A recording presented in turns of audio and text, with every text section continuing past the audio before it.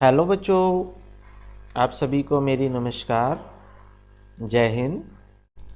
प्यारे बच्चों, आज की इस वीडियो में मैं आपको कराऊंगा कक्षा 7 विज्ञान विषय और अध्याय इसमें 15 रहेगा प्रकाश।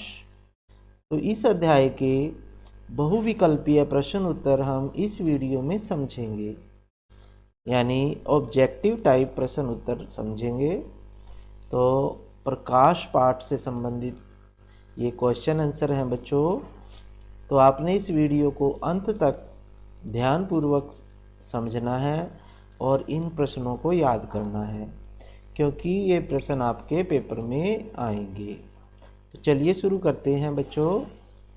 पहला प्रश्न है, पर्दे पर प्राप्त प्रतिबिंब कहलाता है, यानी जिस प्रतिबिंब को हम पर्दे पर प्राप्त कर सकें उस प्रतिबिंब को कैसा प्रतिबिंब कहते हैं?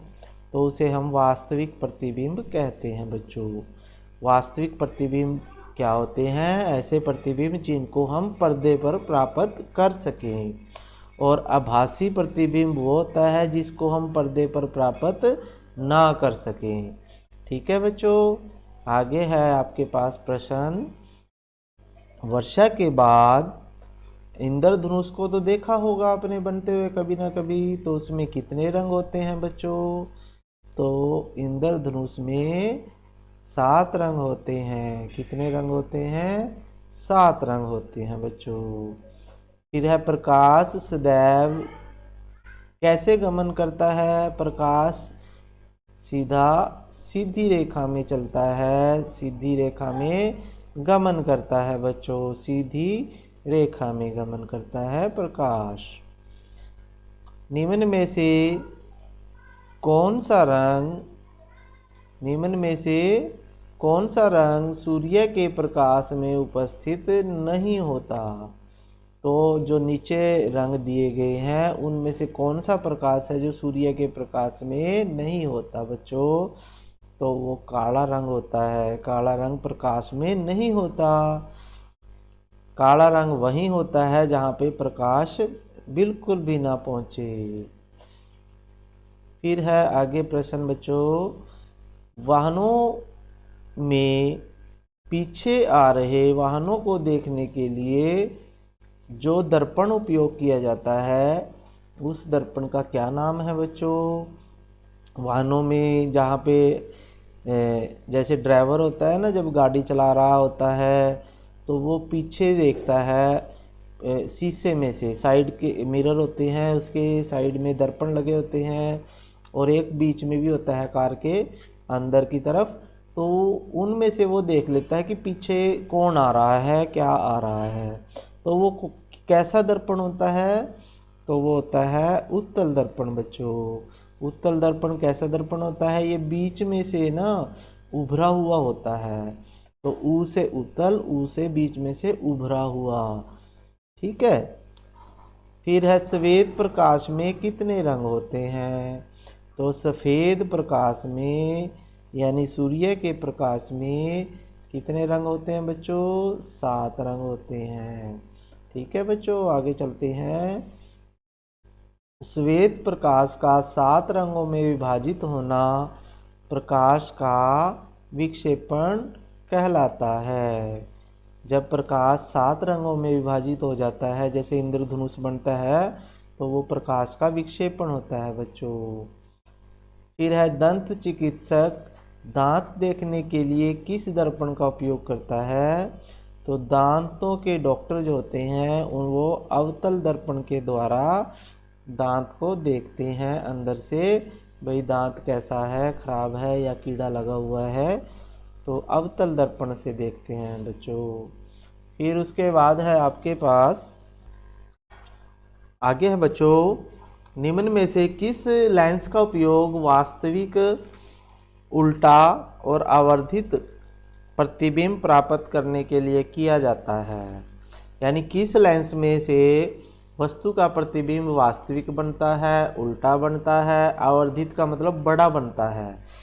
तो वो है बच्चों उत्तल लेंस। उत्तल लेंस जो होता है इसमें वस्तु का प्रतिबिंब बड़ा बनता है, वास्तविक बनता है और उल्टा बनता है बच्चों। आगे चलिए अगले क्वेश्चन पे चलते हैं। निम्न में से किस लेंस का उपयोग आभासी प्रतिबिंब आवर्धित प्रतिबिंब प्राप्त करने के लिए किया जाता है? तो इसमें जिसमें भी बड़ा प्रतिबिंब बनता है वो उत्तल लेंस ही होता है बच्चों।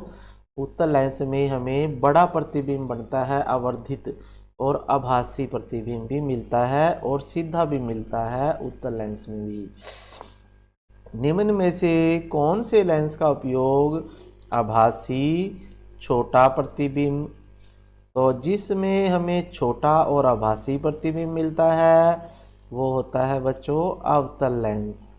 अवतल लेंस में हमेशा प्रतिबिंब छोटे बनेंगे और आभासी बनेंगे।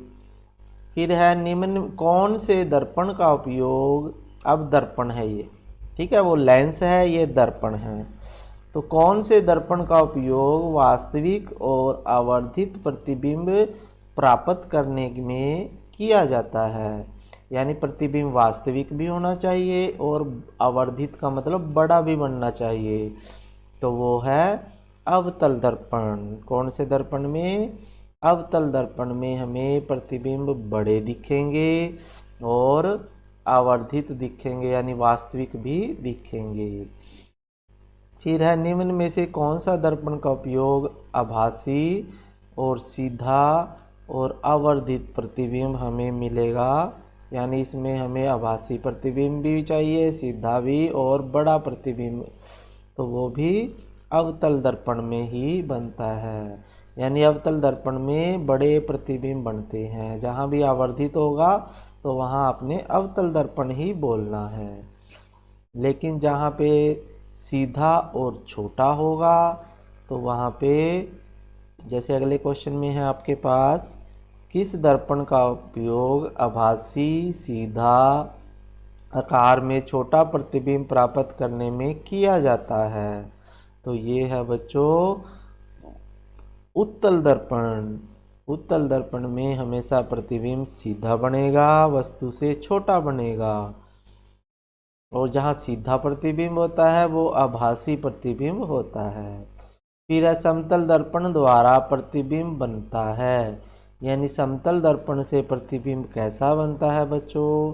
तो समतल दर्पण होता है सीधा दर्पण, जो घरों में दर्पण होता है ना, जिसमें हम हर रोज़ अपना मुंह देखते हैं, अपने बाल करते हैं, साफ ठीक करते हैं, कंघी करते हैं, तो उसमें जो प्रतिबिंब होता है वो हमारा सीधा होता है और आकार के बराबर होता है। जितना बड़ा हमारा आकार होता है उतनी ही बड़ी हमें वस्तु दिखाई देती है।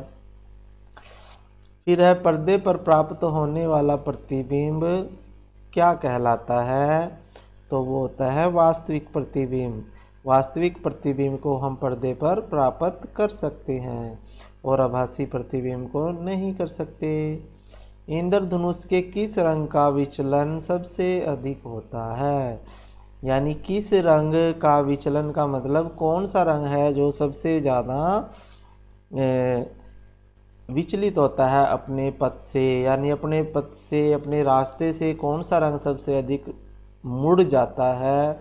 वो है बैंगनी रंग। और जो सबसे कम विचलन होता है जिसका, वो होता है लाल रंग।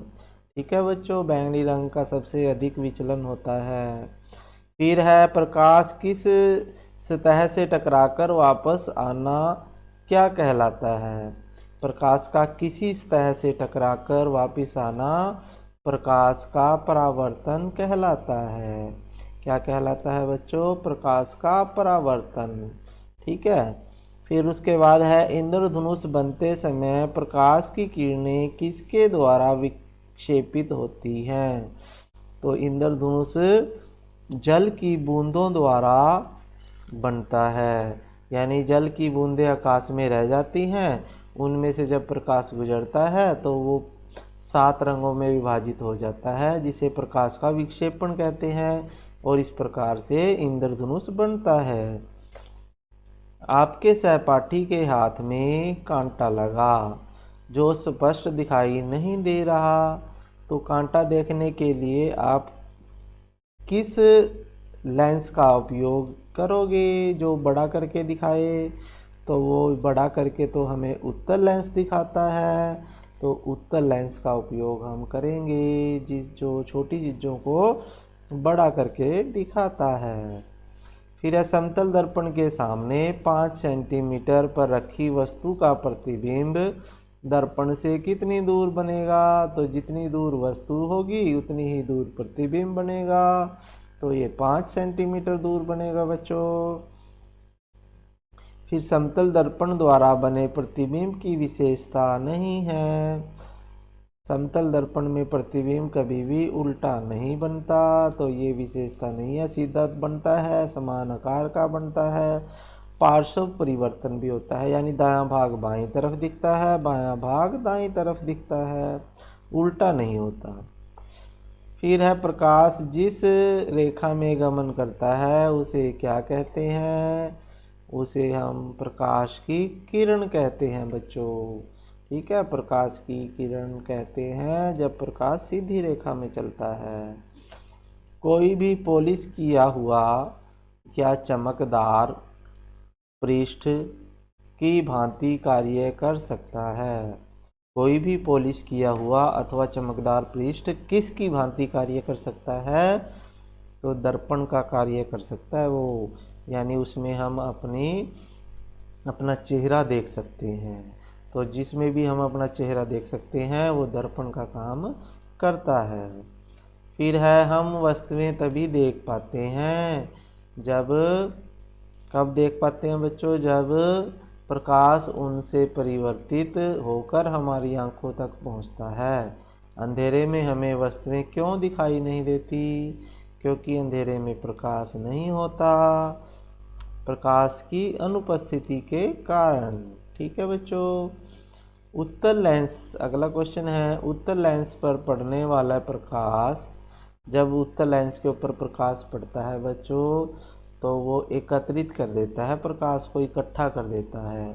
तो उसे क्या कहते हैं? उसे कहते हैं अभिसारी लेंस। कौन सा लेंस कहेंगे उसे? अभिसारी लेंस उसे कहते हैं जो प्रकाश की किरणों को इकट्ठा कर देता है। ठीक है बच्चों, और वो उत्तल लेंस होता है। फिर है अवतल लेंस, प्रकाश की किरणों को फैला देता है। तो जो प्रकाश की किरणों को फैला देता है उसे हम अपसारी लेंस कहते हैं, और वो अवतल लेंस है। अवतल लेंस को अपसारी लेंस भी कहते हैं। फिर है वस्तुओं को देखने में कौन सी ऊर्जा मदद करती है? तो वस्तुओं को हम प्रकाशीय ऊर्जा से ही देख पाते हैं। प्रकाश भी एक तरह की ऊर्जा है जिससे हम वस्तुओं को देख सकते हैं। फिर आगे क्वेश्चन है, उपग्रहों से सिग्नल प्राप्त करने के लिए डिश का आकार कैसा होता है? तो जो ऊपर डिश लगी होती है ना छत पे, तो उसका आकार अवतल होता है। तभी आपके घर में टीवी पर या एलईडी पर सिग्नल आते हैं, उसका आकार कैसा होता है? अवतल। फिर है दुकानों में सुरक्षा की दृष्टि से किस प्रकार के दर्पण का उपयोग किया जाता है? तो दुकानों में उत्तल दर्पण का उपयोग किया जाता है बच्चों, सुरक्षा की दृष्टि से। फिर है रमेश समतल दर्पण के सामने 5 मीटर दूर खड़ा है, तो वह दर्पण की ओर 3 मीटर चलता है। तो बताओ रमेश तथा उसके प्रतिबिंब के बीच की दूरी कितनी है? तो वो है बच्चों 4 मीटर है शायद। ठीक है, क्योंकि 4 मीटर तो उससे दर्पण दूर है, और 2 मीटर तो दर्पण दूर है, और 2 मीटर ही उसका प्रतिबिंब दर्पण के पीछे है। तो 2 और 2 4 मीटर हो जाता है। ठीक है बच्चों, आगे चलते हैं। समतल दर्पण के सामने F लिखने पर कैसा दिखाई देगा? तो जब समतल दर्पण के सामने F लिखेंगे तो हमें इस तरह का F दिखाई देगा दर्पण के अंदर। फिर उसके बाद है आपके पास, तो फिर उसके बाद है बच्चों,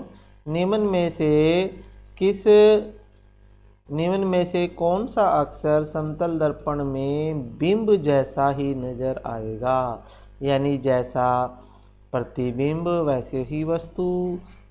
जैसे ए है, ए का प्रतिबिंब ए के जैसा ही होगा, टी के जैसा ही होगा, ठीक है, ओ जैसा ही होगा। तो ये उपरोक्त सभी जो हैं वैसे ही दिखेंगे दर्पण में भी जैसे ये हैं, ठीक है। तो सूर्य का प्रकाश प्रिज्म में से गुजरने पर 7 रंगों में विभाजित हो जाता है। तो यह किस वैज्ञानिक ने खोजा था? तो ये खोजा था बच्चों न्यूटन ने। न्यूटन ने प्रकाश का विक्षेपण खोजा था। फिर है प्रकाश की चाल कितनी होती है? प्रकाश की चाल होती है बच्चों 3 लाख किलोमीटर प्रति सेकंड। यानी 1 सेकंड में प्रकाश 3 लाख किलोमीटर जाता है। 1 सेकंड में प्रकाश कितने किलोमीटर चलता है बच्चों? 3 लाख किलोमीटर चलता है। तो ये बात आप याद रखिए बच्चों, ठीक है बच्चों। अगर आपको ये वीडियो अच्छी लगी तो आप इसे लाइक कर दीजिए, चैनल को सब्सक्राइब ज़रूर कीजिएगा, घंटी के बटन को भी दबाइएगा और अपने दोस्तों को ज़्यादा से ज़्यादा इसे शेयर कीजिए ताकि वो भी इसका फ़ायदा उठाएं बच्चों, ठीक है बच्चों। फिर मिलेंगे नई वीडियो के साथ, तब तक के लिए जय हिंद।